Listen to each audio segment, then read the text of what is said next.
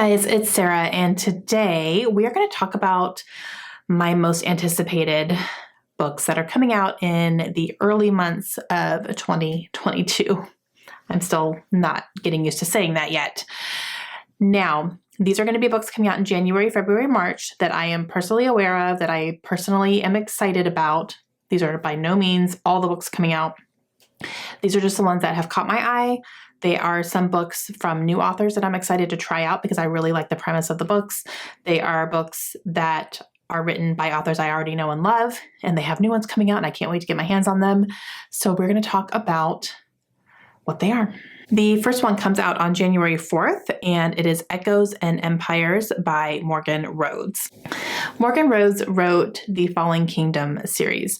Now, I've only read the first one of that series, but I loved it. It was a 5-star. It was a fun young adult fantasy series, and I had a great time reading it. I definitely want to continue. And this is a new one from her. And this one is another young adult fantasy, and it follows our main character, Jocelyn. Jocelyn finds herself in a sticky situation where she accidentally ingests some magic. So it comes into her and gives her abilities that she doesn't have any control over. Now, this ability is something that is dangerous because she is able to be inside the mind of an evil warlock, and that is not a good place to be. And she wants to get rid of this magic. She doesn't want this ability. She needs to get it out of her. Now, practicing magic in this world is also illegal. You're not allowed to do it. You could actually be put to death if you practice magic. So she needs to try to get this magic out of her, probably by performing some magic, I would assume, right? And so it's very dangerous on a whole bunch of different levels. So she can't find anyone who can help her with that until she meets a man named Jericho, who is able to do it for her. But he wants something in return for that. And it's also very dangerous. So this one sounds fun. And if it's anything similar to like the Fallen Kingdoms, it's going to be fast-paced, a lot of twists and turns, and I'm very excited to read it. The next one comes out January 11th, and this is the newest release from Diane Chamberlain, and it is called The Last House on the Street. This book is set in North Carolina, like most of her books are, and we are following two different timelines. One is in 1965, and one is in 2010. In 1965, we follow a young girl named Ellie, and she's living with her parents in this small town, and she begins to have different ideals than her parents do. She decides to follow her heart and her beliefs, and she starts volunteering to encourage Black people to register to vote. Now, this is in 1965 in North Carolina. It wasn't as accepted still in that time frame, and so her beliefs were challenged by both her family and her neighbors and people that she thought were her friends. The more Ellie gets involved and starts, continuing her fight for justice for people, she is noticing how terrible the people she thought she loved really are. In 2010, we follow a woman named Kayla, and she and her family have built a house on the same street in North Carolina that Ellie lived on, and they are ready to move there and just build their life there. And then a tragedy happens to their family, and a lot of people have been warning Kayla that the house that they are living in is haunted, basically. And like dangerous things can happen, watch your back, that type of thing. And her neighbor is Ellie. And Ellie knows a whole lot about the hauntings and the secrecy and the, things that have been happening in the past because she experienced all of it. So, sounds interesting. I'm sure there's going to be things in there that are going to be hard to handle, and I'm here for it. Next one is a book that I have already pre-ordered because, of course, I did. That is Reminders of Him, and this is written by Colleen Hoover. This book follows a woman named Kenna. Kenna has just been released from prison. She did some bad things. Not sure what those are yet, but upon her release, she returns to her hometown because she wants to reunite with her young daughter. And everybody in her daughter's life is trying to prevent that from happening because they don't think that Kenna is a good person to be around. And she's desperate to get her daughter back.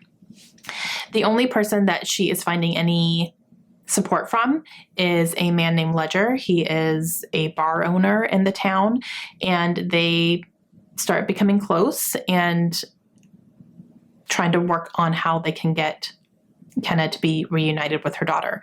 However, there's a lot of things that are going into it. They're getting a lot of pushback, and they're trying to keep their collaboration, if you will, a little bit secret, because I guess there's some things that are going to be happening behind the scenes as well that could complicate things. All the while, there's a romance brewing between those two. So it's Colleen. I'm so excited. Can't wait. And the last one for January comes out January 25th, and that is The Roughest Draft. This is by Emily Wibberley and Austin Siegman Broca. I hope I said that all correctly. I think I did. This one, I'm so excited. This one follows two authors, Katrina and Nathan. They are a writing duo. So they have put out books and written books together, co-authored, put them out. They were huge successes. They were very popular. And they were writing it for a while. However, something happens in their relationship that causes them to actually hate each other. And basically they break off their professional relationship. Don't know what that is yet, but we'll see. And however, they still have one more book on their contract that they need to produce because they're under contract for it. So they have to produce it. And they end up having to hole up together in a Florida town and write one last book together, all while still hating each other and dealing with what happened to cause their friendship to break up and to cause them to never want to speak to each other again. All the while they're writing like a romance book. So I'm sure that's going to get a little complicated, right? I'm so excited for this. And I love that an author duo is writing about an author duo. I think that's going to be fantastic. Okay, moving on to February. February 1st is the newest book from Ruta Sepetys, and it's called I Must Betray You. Ruta Sepetys is a fantastic young adult historical fiction author. I have read all of her books so far, and I'm excited for the new one. And what I love about her books is that she writes about certain occurrences or takes events that happened in certain countries during a very specific time period that we may not hear much about. And she highlights those things, and she highlights people and what their experiences were, like a big group of people that we may not have heard of before. And she tells their stories through historical fiction, and it's fantastic. I always feel like I learned something. I always Google when I'm reading her books because I know that something in the story actually really happened, and I want to try to figure out what that is. So they are fantastic.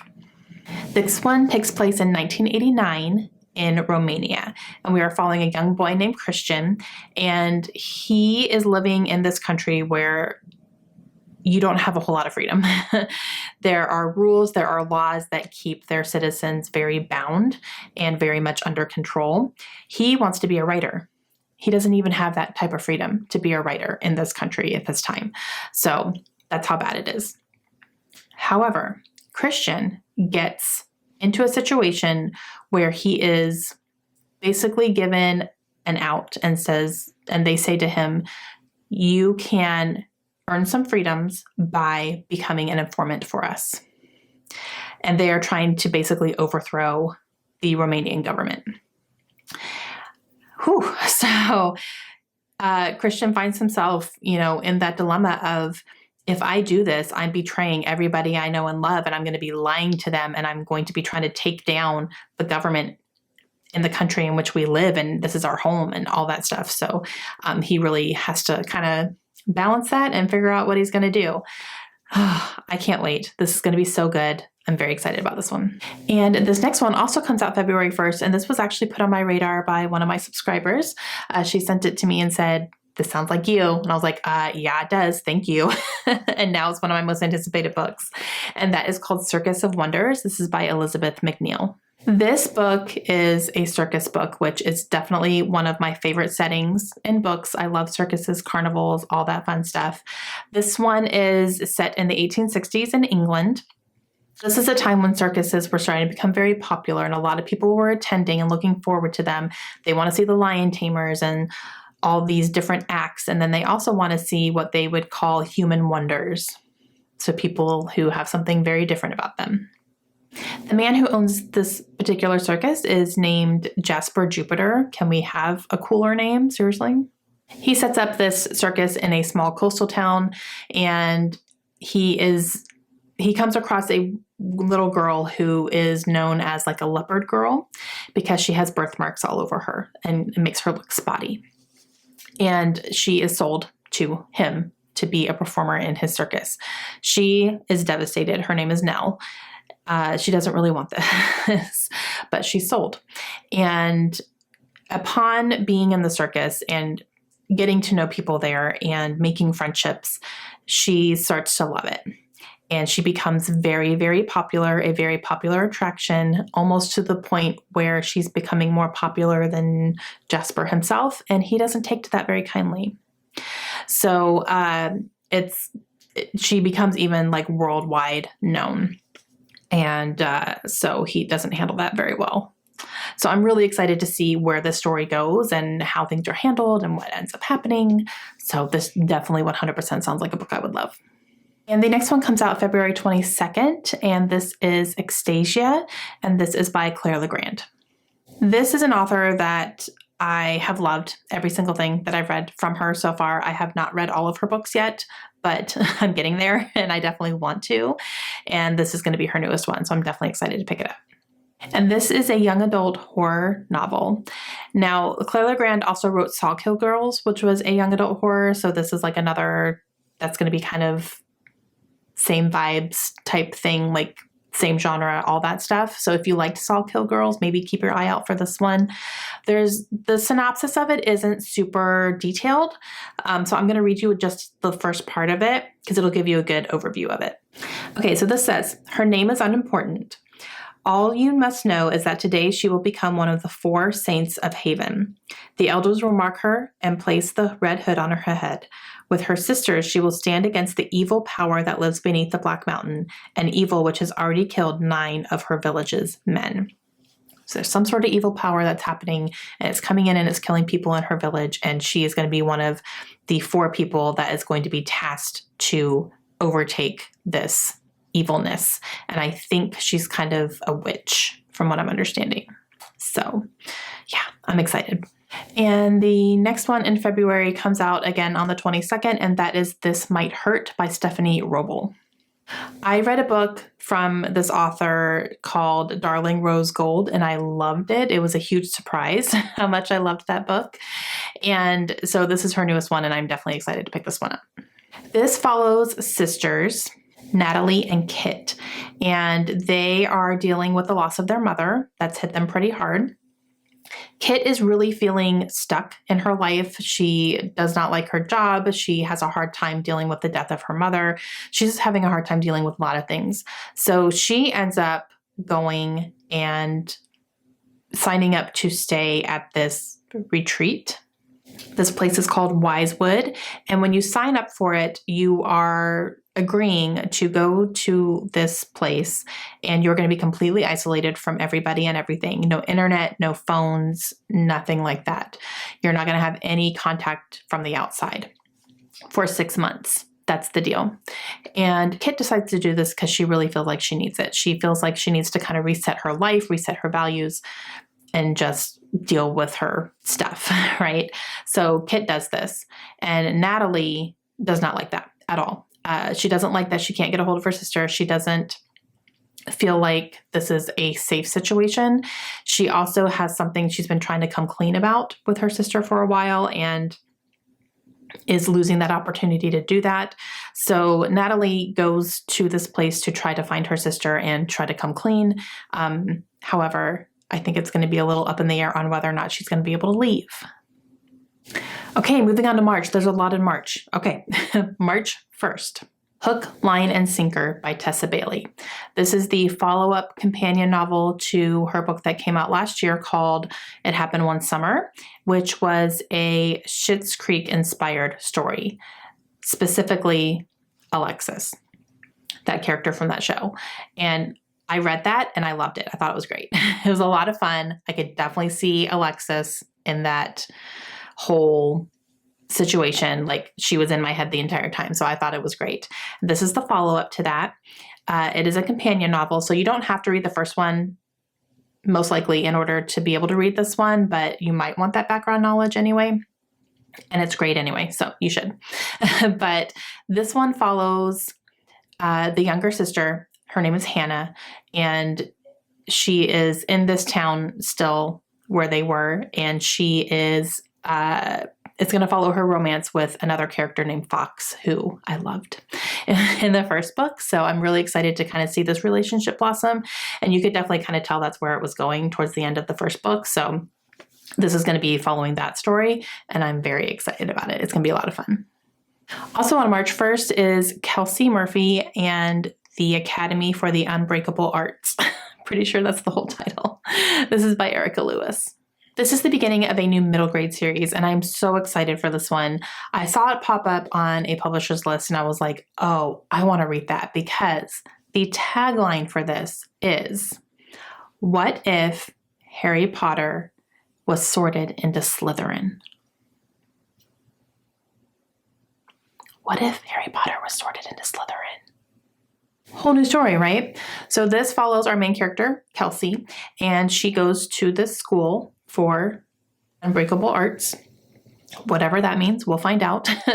And she is kind of someone who I believe is either destined, or there's a prophecy behind her where she's supposed to rise up and be kind of an evil person. So you're going to follow her fight that, because she doesn't want that for her life. That's what everything is setting her up for, but that's not what she wants. So you're going to see her kind of try to overcome all those obstacles. And I'm so excited for this. Like, yes, please. Okay, the next one also comes out March 1st, and this is The Night Shift by Alex Finley. Now, I did not read Alex Finley's first book, but I still would like to pick that up at some point. But this one like really caught my attention. So this follows two different crime scenes. The first one is in 1999. It's New Year's Eve, on the verge of Y2K, all the panic and craziness that was happening during that time. And it follows 4 teenagers who are working in a Blockbuster Video. Yeah. And the store gets attacked, and 3 of those 4 people were killed. So there's 1 survivor of that incident. They have not been able to arrest a suspect for that one. There was a suspect, but he fled, and like no one was ever arrested for it. 15 years later, a very similar thing happens in an ice cream shop. Again, teenagers get attacked, 1 survivor, all that type of stuff. Now they are trying to figure out if these 2 crimes are connected, and it is bringing together the lone survivor of the first attack, the brother of the suspect of the first attack, who does not believe that his brother did that, and an FBI officer. And the 3 of them are trying to see if these are connected and see what's happening and try to figure things out. So I'm definitely intrigued by this one. Okay, the next one is coming out on March 8th, and that is The Golden Couple. This is by Greer Hendricks and Sarah Pekkanen. This is an author duo that I have really enjoyed in the past. I loved their first book, The Wife Between Us, and then they've had a couple more which were good, not quite as good, but I still enjoyed them. And then this is going to be their newest one. So this one follows Avery. Avery is a therapist. She has a very, very high success rate. And she kind of boasts that if she can't fix you in 10 sessions, then like there's no help for you, basically. She's saying, I can fix you in 10 sessions. And she throws her entire life into her work. So this couple walks into her office one day, and they are a married couple. They have been very happily married for a while. On the surface, everything is wonderful and perfect and golden, except the wife is having an affair.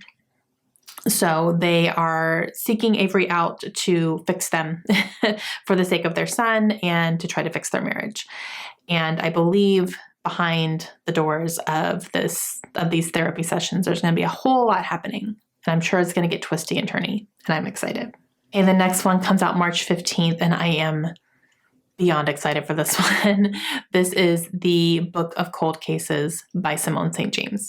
And this one follows a true crime blogger who lands the chance to interview a woman who was accused of a crime in the past, but was never able to be convicted for it.